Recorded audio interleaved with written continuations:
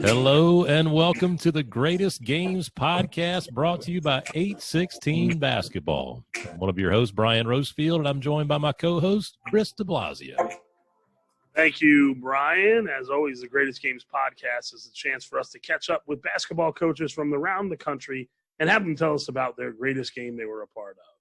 As always, we don't put any limits. They can be their time as an assistant coach, a head coach, a AAU coach, whatever they want to tell us about, just what they consider to be their greatest game. Chris, in today's episode, super special for all of us here. Brett Carey, who's an assistant coach at Indiana State University in Terre Haute, Indiana, is here with us. We first met Brett back at the University of South Carolina when I was a graduate assistant. Chris, you were the director of video operations. And so, Brett, welcome on into the show. Thank you, Brian. Thank you, Chris. I'm glad to be here, man. I'm excited about it. And when you guys sent that text the other week ago, I jumped right on it. I'll tell you what, you are marking history here. The Greatest Games podcast is the first college coach on the show. So we're just breaking more records. I'll tell you what, we're excited about that. Yeah, I don't know what we'll be breaking, but it'll be fun. We were talking before the podcast. This crew is had a lot of adventures together in a few years. Oh, yeah, gosh. I mean, it's so great to just be on here with you guys. I mean, Chris, I know I haven't seen you in a while, but we stay in touch through the phones all the time. Brian, me and you talk all the time, but just to get back together on something like this is just such a good deal. And I appreciate you guys thinking of me, man. It means a lot. Yeah. It's been really neat. I mean, I joke with people all the time. I get to live vicariously through the buddies that worked with us at USC that are still in college, and so being able to come up and follow the program wherever you've been, whether it's UNC Asheville or now at Indiana State, it's been a real hoot, and still see guys at Matt Jennings at Xavier, guys everywhere. It's just real neat to see that kind of coaching tree has continued to branch out and still remained in college. It's really cool. I had someone ask me this winter, who my favorite college basketball team is. And I said, at this point, I really don't have one. I said, but I check the scores of where all my friends are. I check the Xavier score, the Wyoming score, the Indiana State score. I just like watching college basketball, and then I check the scores to see how my buddies are doing. So right. Brett and I were back in the day. Brett and I were great lunch buddies. That was our big thing. Was lunch. Yeah, the lunch bunch. I think Brandon Wallace gave us that name. He might have. Lunch was an important part of the day for Brett and I. I tell you when it got bad was when there was probably at least 5 places in Columbia that when we walked in, they knew what we wanted already. Tony's Pizza was one of them.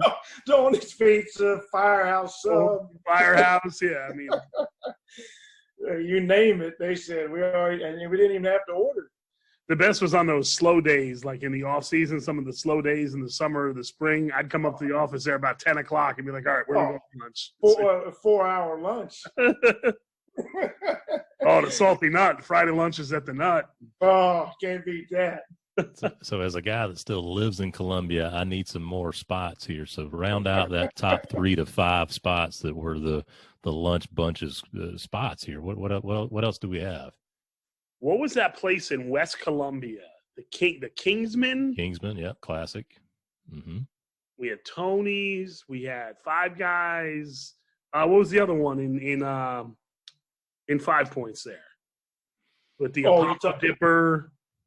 The Groucho's. Yep. Groucho's. Oh, Groucho's. Classic. Yeah, classic. Great spot. Yeah. Salty Nut was the home of some serious trivia games too. I mean, how can you forget about the answer Albert Clifford? Oh yes, AC Slater, absolutely. And then we used to go see that girl at the Atlanta Bread Company, Brett. You remember that girl? Yeah, it was yours. Old girl? It was yours. Amy. Her name was Amy. That's correct. She was special. She was a special talent, Rose. Atlanta Bread Company. Where was that? It was out in West Columbia. Yeah. Out off of 20. One of the exits right off of 20. Wow.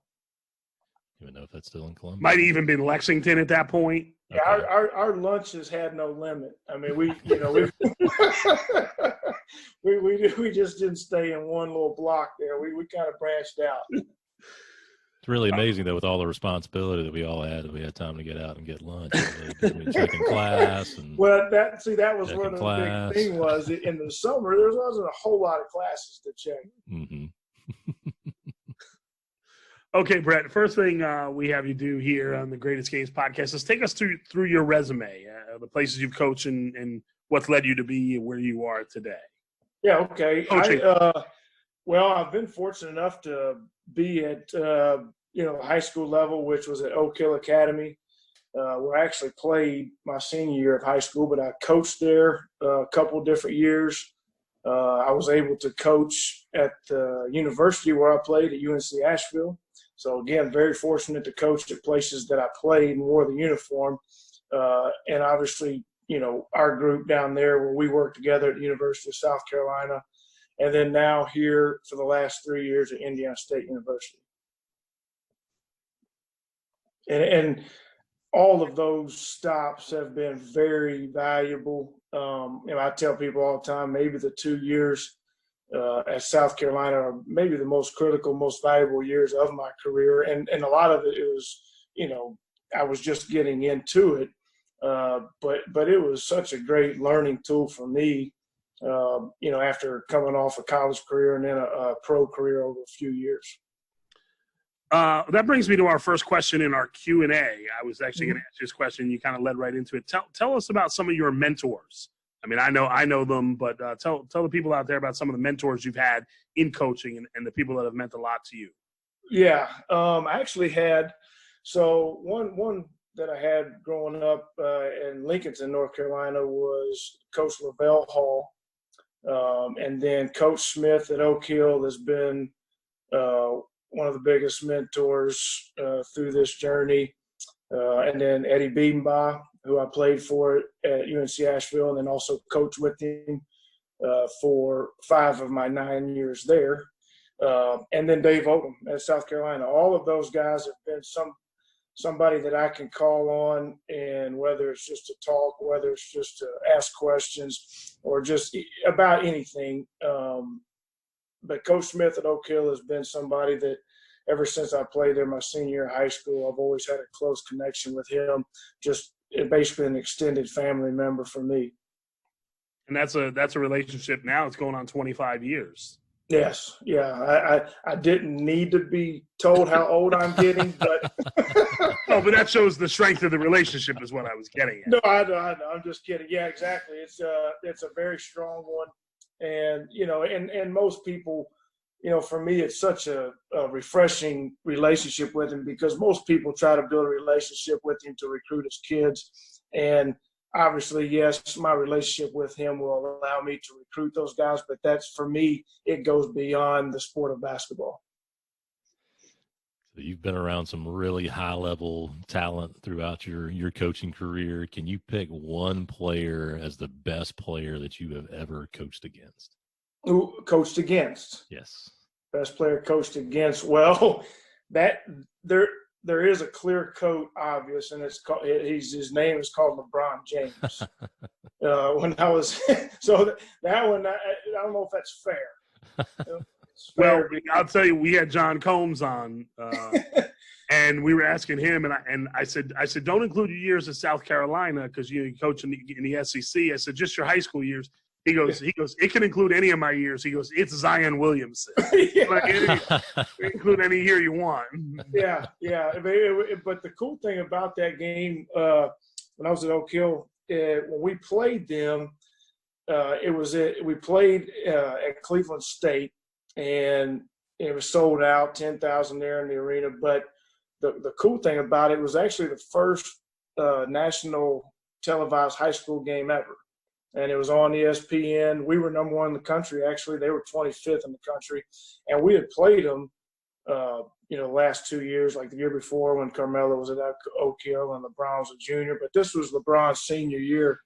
And it was just the leading up to it was just unbelievable. And you've seen all the articles, you see all the media that he was getting, the attention he was getting. And then when we took the floor and it was, as advertised, he was I try to describe it every time I talk about it. He was an NBA body playing in high school. It was kind of unreal just to see him out. And then where we were, I mean, we had big dudes as well. I mean, we've got, 9 guys out there going high major D1. So but just himself just looked so different. And if there was anybody ready to make that jump, it was him. And it was clear when he stepped out there. Right, and that coming from you, who was coaching Oak Hill at the time, and the guys you had, you had a bunch of D1 players. Was Isaiah Swan on that team? Isaiah Swan was on that team. Marcus that came a couple years ago. Yeah, they actually played it about. It was like two days into this quarantine. It was on ESPNU. Somebody texted me about it. I actually, it was funny. I haven't watched the game since we played the game. But yeah, Marcus Williams was our point guard. He actually was drafted right before Ronaldo Balkman in that same draft. I think he was 21. They were 21 and 22, but Marcus Williams was the point guard on our team, played at UConn. Ivan Harris was a McDonald's All-American off that team. Isaiah Swan, J.R. Reynolds was another guard. I mean, we were number 1 team in the country at the time. And then LeBron and those guys, he had a good team as well.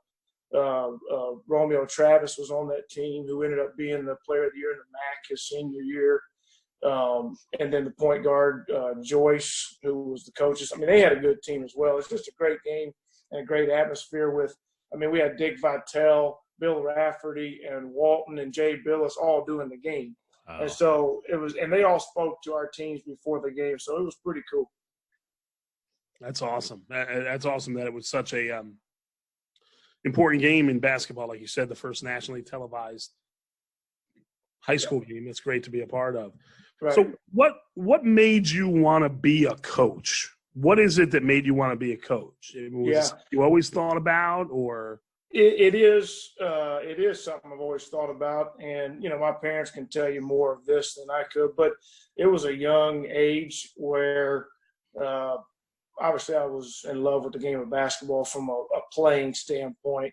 But at an early age, I was really into it from the X and O, I think of it, because, when I was a kid, I would sit there on the couch, watch games, and with my pen and pad, and when I seen a play I liked, I would write it down, and that was, I'm in middle school or whatever. I don't know how old I was, but they can tell you better than I can.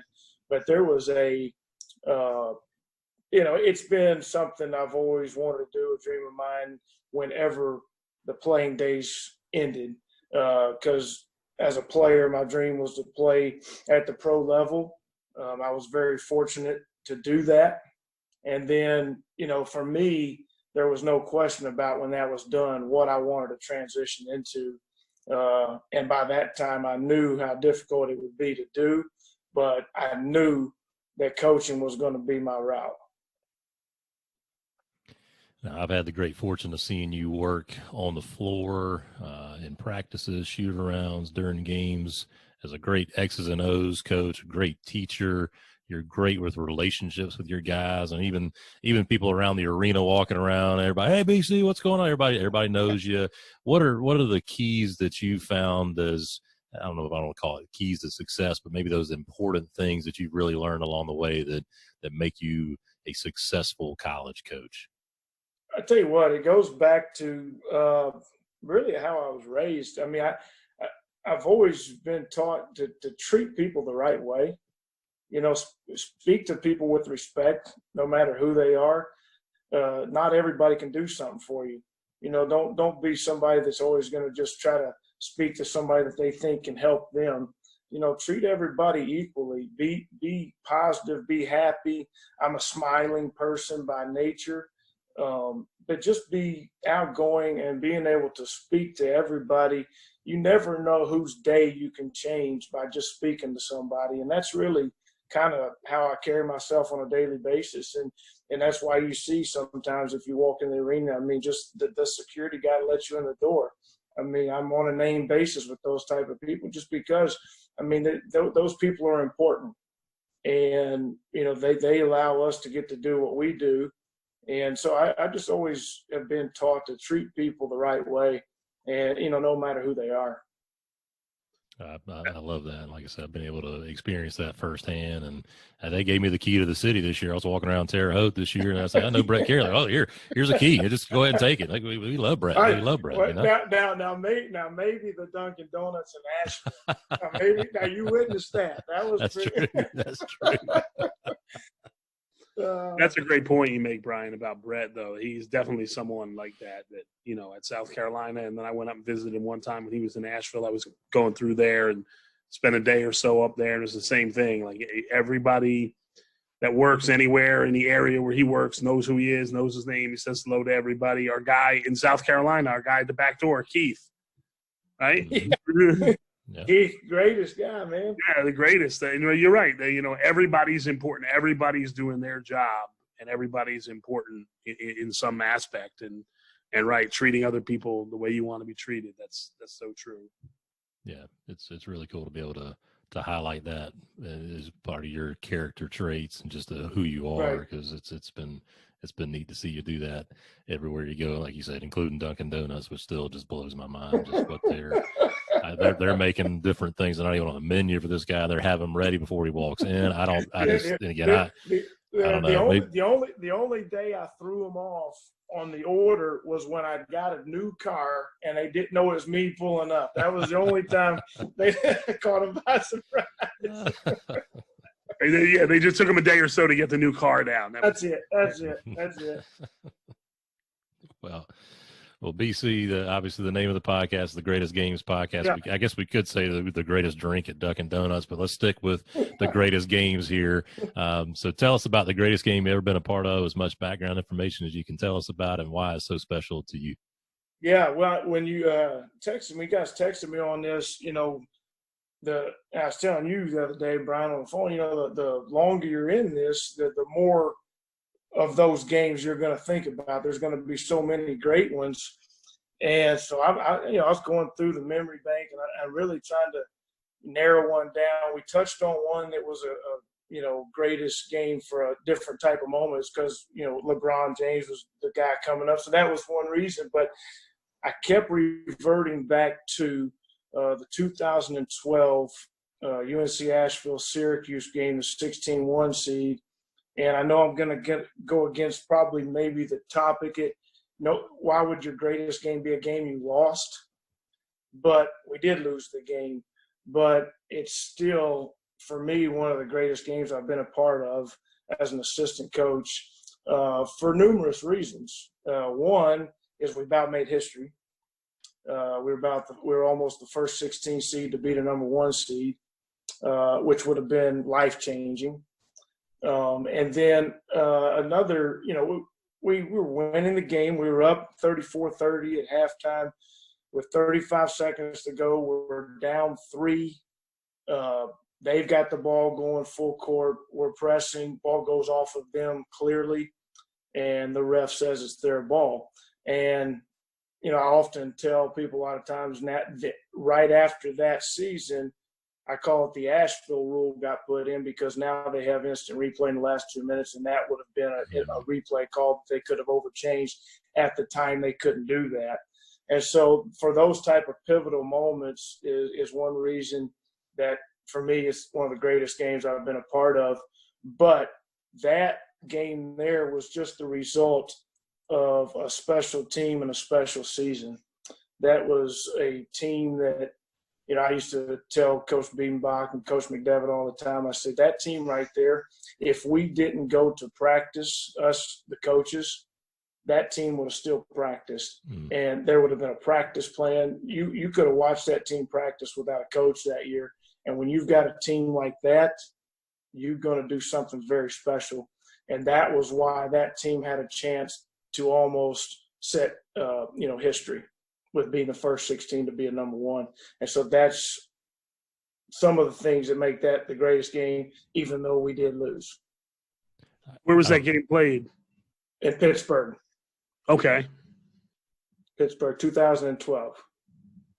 I remember that play like it was yesterday now, the ball going out of bounds. And I had forgotten about it until you told that story. That game was incredible. I remember just pulling so hard watching that game, and y'all had just an incredible year. You had an NBA player on that team. Now you had Hornsby. Did you have? Hornsby was a freshman who came off the bench that year. Okay. He was a freshman that year. Mm-hmm. That's correct. We were going into the game. We were 24-9. Talk about going into the game. A 16 seed had never beaten a 1. The closest being Princeton at the time. Princeton almost beat Georgetown in 1989. Yeah. Mm-hmm. And there was 2 games in 1989. I think there were 1 point. Yeah. Well, I forget the other one, and then obviously we've now had one with a guy we know, Ryan Odom, led his team over Virginia. Yeah, it's another reason this whole thing comes to circle. But but talk about like what Coach was saying going into that game and the belief that you guys had that you could win it. Yeah, that you can tell we've worked together, because we were going into my next reason it's one of the greatest games for me, because leading up to that game, so you have selection Sunday. So you're having your deal with that. And when that was over, Coach Bigbox said, Brett, I want you to do the scout for the game. And so for me personally, you guys kind of know what that means as an assistant coach to do the scout. So for us, that was basically mean I was doing all of the preparation for the game, putting the game plan together. He was very good at allowing us as his assistants to do the work. And so I had the freedom to basically get innovative on how we were going to attack the zone, knowing that the tallest player we started was 6'5", and that's only taller than their guards. And to go into the game to attack, their historical zone that everybody thinks is so great, and it is. It's very effective. It's what they do. But I came up with a offense kind of within what we do already to attack their zone.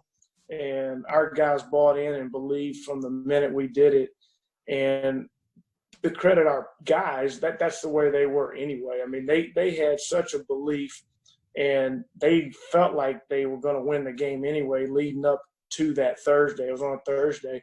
And, Wednesday, going through our prep and all that. And even before the game, Matt Dickey, who was the player of the year in our league that year, before the team takes the court, he tells his teammates, he said, guys, don't be surprised if we're up at half. And we were up 34-30. So they had a belief in them for, all season. They knew how good they were, but they also knew how that could slip if they didn't continue to work on trying to get better. So leading up to that game, for me, it was special because I had the freedom to completely take over on the scout, and Coach, let me do what I needed to do, and it turned out to be pretty effective. That's something that you've always taken the bull by the horns and put in things. Maybe we can get to a story later about the comeback victory, putting in a little full court press if we have the time here a little bit for another game. But it's got to be special. I got to witness a conference championship game last year of a mid-major conference, and watching those teams just fight it out for 3 days in a row, just knowing that they're going to get their shot at somebody big, a higher seed in the NCAA tournament, and to hear the belief that you guys had going into that game, it just sounds super special. And I remember that group, and if I remember right, and did Dickey struggle that game, and y'all had such a big performance off the bench? I mean, y'all just even though somebody struggles, it's like, nope, I got you. I'm going to pick back up. Or, it just sounded. Yep. I'm just going on here, but it sounded like a real special group that you guys had. Yeah, it was. They were so connected as a group. They played for each other. Every day in practice and every day in the game. So, for a school like UNC Asheville, the non-conference schedule a lot of times won't allow you to go 24-9. I mean, we opened up the year against the number one team in the country, North Carolina, and we lose by 9. and it was a 3-point game, there at the end, and then the fouls happened. I mean, our team was very good that year. And again, we weren't very big, but our hearts was as big as they get. Did that turn out to be Coach B's last game, or did he coach one more year after that? No, he coached another year. Oh, okay. I was just trying to think of the years lined up. Yeah. And how many tournaments had you guys been to at that point? Was that your third maybe? That was we went back to back. So we went 2011, 2012. He had went back in 2003 was his first one. Okay. And then later on we went 2016. Right. Up there in Brooklyn. Yeah. Yeah. I saw that was Villanova, right? Yeah. Yeah, I came over to that game. Yeah. Yeah. So that was the third time he had been to the NCAAs with Asheville. That was Coach B was not coaching then. That was my third time as an assistant. That was when Nick was the head coach at that point. No, I'm saying the Syracuse game. It was his third time, yes. Yeah. Okay. Correct. Talk about Coach Biedenbaugh and what he meant to the UNC Asheville program. Oh, what a coach like that means to a small mid-major. Yeah, I mean he was as good as it gets from clearly a basketball standpoint, from a coaching standpoint, but you're talking about somebody that connects with a community. He's the best.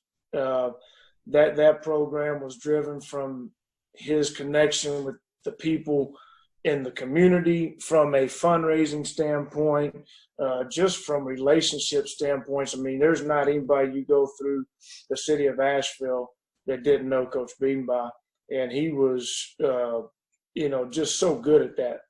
And he was there as the head coach for, I don't want to get this wrong, 18 years, and that program went from this to this, and it was a process that is not easy, and he made it a premier program in the Big South.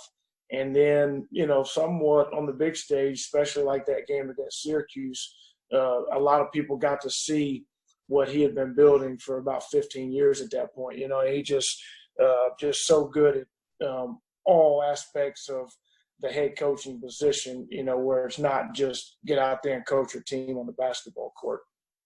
Well, you talk about the trajectory of that program when he took over, and correct me if I'm wrong, that the brand new arena, Kimmel Arena, opened in 2011, right?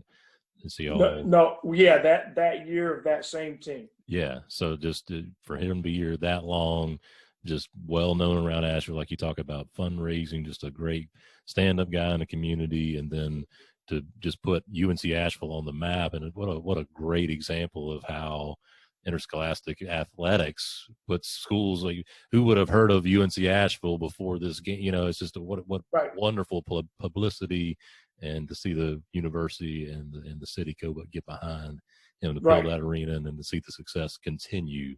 Just that's really, really, really special. Yeah.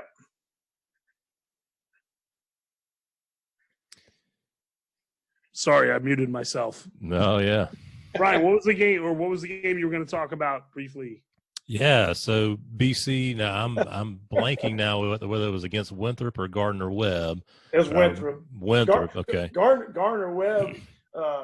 Based on one of the podcasts I listened to you guys when you were talking about technical fouls, Gardner Webb was the game where I got a technical foul as an assistant.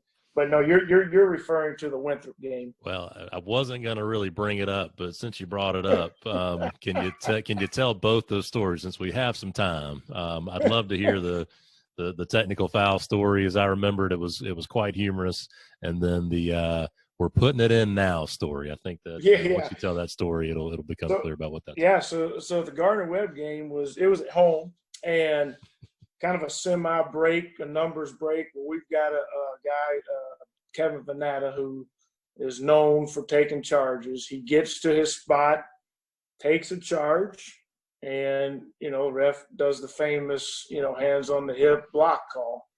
Well, I kind of disagreed with it, and a media person across the court needed a pen, so I threw him my pen. The problem was the pen shattered. and the ref looks over the bench and calls a technical. But that isn't the best part. The best part is Nick McDevitt thinks they call it on him, so he throws his coat. He doesn't know why he got teed up. I'm having to go bring him back and tell him it's me. So now the coat throw. The good thing about that tech is it did get us over this little hump that sparked us, and we ended up winning the game. So sometimes technicals are effective.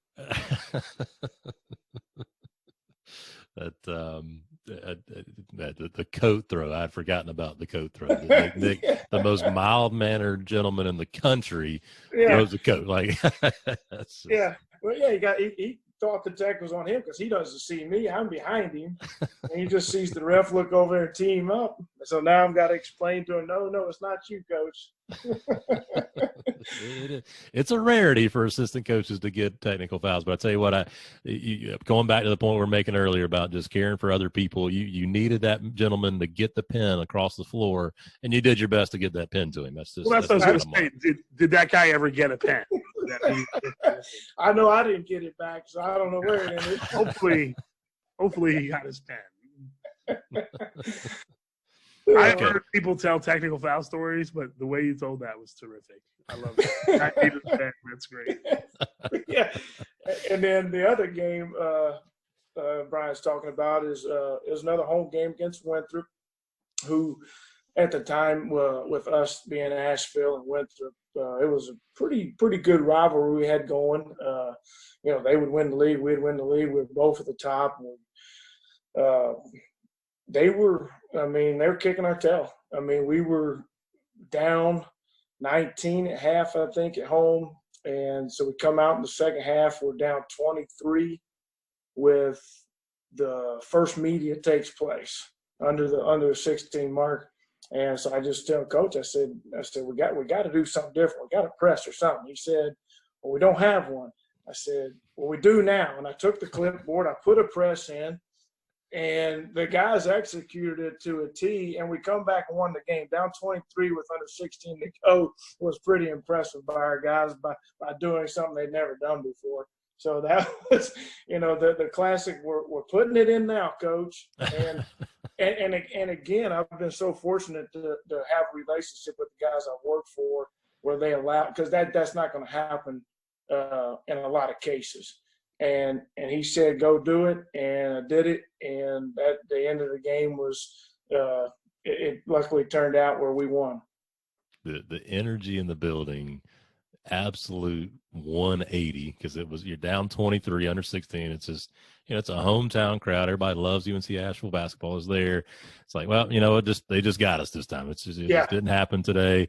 And then just chipping away, and it just completely flipped to like, oh my goodness, they're going to win this game. Like, how is this going to happen? Like, it was it was absolutely incredible to be able to witness and that. I was just as sweaty as the players after the game. I mean, I was up and down the sideline. I mean, that was actually one of the games that went through my mind when you guys were talking about the greatest game. That was one of them as well. Again, just from the standpoint of, I felt like I had an impact on it. Mm-hmm.